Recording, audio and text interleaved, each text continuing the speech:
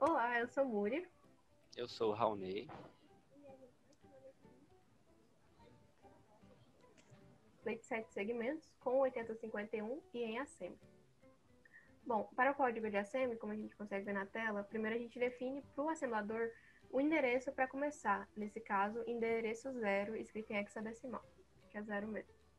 Após isso, a gente define uma tabela com os valores do 0 ao 9 escritos em binário. Para explicar melhor, a gente colocou aqui em comentário a organização. Bom, a porta P2 ela é composta de 8 pinos, sendo de 0 a 7. O pino único mais significativo, o 7, a gente usou para o botão, ou seja, só o botão vai estar lá nele. Enquanto o 6 ao 0, a gente colocou os pinos do display. Bom, para você escrever no display, você precisa definir qual das letras vai ser acionada. Como a gente pode ver aqui na imagem, o display ele é dividido em letras de A a G, que conforme a gente aciona elas, consegue escrever um número. Aqui a gente colocou para simbolizar como escreveria o número 0. O nível mais significativo, que é o botão, 1, sempre em 1, porque o microcontrolador precisa saber que vai ser usado como entrada de sinal, ou seja, precisa estar em 1. E os outros, do A ao G, a gente coloca como que a gente vai querer acionar. Aqui, o 0 a gente aciona e o 1 a gente desliga, porque o 8051 não tem corrente suficiente para conseguir acionar um LED sozinho. Então, colocando em 0 para acionar, a gente coloca o A, o B, o C e o D em 0, além do E, o F, o E e o F. E o G a gente deixa em 1 porque a gente não quer que ele acione, assim conseguindo desenhar o número 0. A gente colocou aqui o 0, o 1, o 2, o 3, o 4 até o 9. E foi escrevendo na memória do 8051. Para conseguir representar e mostrar, a gente vai aqui simular. Bom, aqui no canto é possível ver conforme for clicando como que vai escrevendo. Aqui ele já escreveu o número 0 em hexadecimal e ele vai colocando os outros até escrever todos. Após isso, a gente chega no início do código, na label início, que a gente coloca no acumulador A o valor FF em hexadecimal, que seria esse valor em binário. O que a gente quer fazer com isso? Quando começar, ele vai começar totalmente desligado e o botão vai começar já em 1 para receber algum sinal. E a gente move esse valor de A para as portas P2, para conseguir enviar para o display. Depois disso, a gente chama o registrador R0 para que ele sirva como um ponteiro, ou seja, conforme for andando na tabela escrevendo os números, ele vai acompanhando para a gente saber onde exatamente está. Então ele primeiro começa com o valor 8 em hexadecimal, que é o primeiro valor que tem na nossa tabela. Após isso, a gente entra na rotina de loop, que é o momento que a gente vai ficar vendo se o botão foi pressionado ou não. Nessa função, a gente fica nela quando o botão ele está em 1, ou seja, se ele estiver em 1, ele volta para o loop, e aí ele fica nesse ciclo. Quando a gente clica nele, que é quando fica 0, ele vai para a próxima linha, que chama o delay de 200 microsegundos. Depois do delay, vê se o botão ainda está pressionado, para assim realmente começar o código. Bom, por que a gente faz isso? Quando a gente utiliza esses botões na maneira física, acontece muito mau contato. Nesse caso, a gente está tratando de um chamado efeito bounce, que quando a gente clica no botão, às vezes ele envia um valor que a gente não quer, por causa desse período dele estabilizar, ou seja, você pode clicar nele para enviar o valor, mas ele muda por causa desse efeito. É um mau contato que gera. E aí, para evitar isso, a gente coloca esse delay, porque o efeito bounce pode acontecer de 150 microsegundos até 200 microsegundos. Então, para evitar que isso ocorra, a gente coloca um delay. Então, quando você clicou no botão, se após esse tempo você continuou clicando no botão, significa que você realmente quer acionar. Então, ele permite você continuar o código. Bom, agora a gente, após verificar que o botão realmente foi acionado, a gente vai entrar na label de contagem.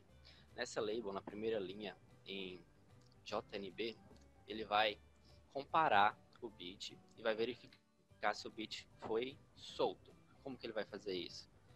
Se o bit for igual a zero, significa que o bit está sendo pressionado ainda. Então ele vai comparar se é igual a zero e vai ficar preso nessa linha. Quando o botão for solto, o bit vai voltar para 1. Dessa forma, ele vai descer para a próxima linha. Aqui nessa linha, a gente vai ler o valor para quem o R0, que é o nosso ponteiro, está apontando. Nesse primeiro caso, como a gente acabou de iniciar o código, ele vai estar apontando para a posição 08, que é CD, que é o valor representando o zero em 7 segmentos. Dessa forma, a gente vai mover esse valor para o acumulador e logo após isso, a gente vai mover esse valor de 0 em 7 segmentos para a porta P2. Dessa forma, a gente vai escrever no nosso display o valor 0, que é o primeiro valor da lista, da nossa tabela. Embaixo, a gente vai fazer uma comparação. A gente vai comparar o valor de R0, que é o nosso ponteiro, não o valor para quem ele está apontando, mas sim o valor que está nele, que nesse caso vai ser 0,8 hexa. Se esse valor for igual, se esse valor for diferente de 11, 11 é o valor final da nossa pilha, que nesse caso é 90. Se ele for diferente de 11, ele vai pular para a label soma.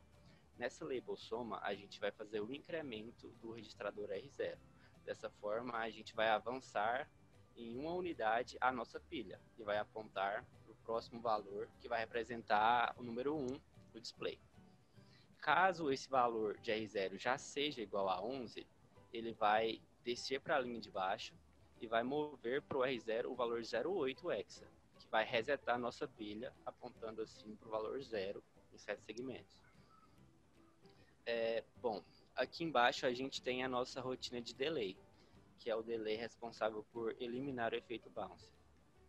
Como a gente está usando no 8051 um clock de 12 MHz, cada ciclo de máquina representa 1 microsegundos. A gente preparou aqui para esse delay 200 microsegundos, que é um tempo suficiente para eliminar o efeito bounce. No começo, quando a gente faz a chamada dessa rotina, a gente já gasta aí 2 microsegundos, que é o tempo gasto para a rotina call. Embaixo a gente vai mover o valor 200 para o registrador R1, que vai gastar mais um ciclo de máquina. Embaixo, na rotina DJNZ, a gente vai fazer o decremento de R1 até esse valor seja igual a 0. A gente vai fazer essa linha aqui ser executada 200 vezes. Como essa instrução gasta um ciclo de máquina, a gente vai fazer ela 200 vezes, a gente vai estar gastando só aqui nessa linha 200 microsegundos. Quando o R1 chegar ao valor 0, a gente vem para o final dessa rotina de delay e retorna para o lugar logo abaixo onde chamou. Que nesse caso vai ser o jump bit aqui. Dessa forma, a gente vai gastar 205 microsegundos nessa rotina. E o nosso código é isso. Agora, voltando para a parte prática, agora eu vou explicar como que funcionou as ligações aqui no Proteus para simulação. No pino Extal 1 e Extal 2, a gente ligou o cristal de 12 MHz. Em cada terminal do cristal, a gente ligou um capacitor de 22 picofarads e em cada ponta terminal do capacitor a gente ligou no terra. Dessa forma, a gente gera o clock externo necessário para fazer o 8051 funcionar.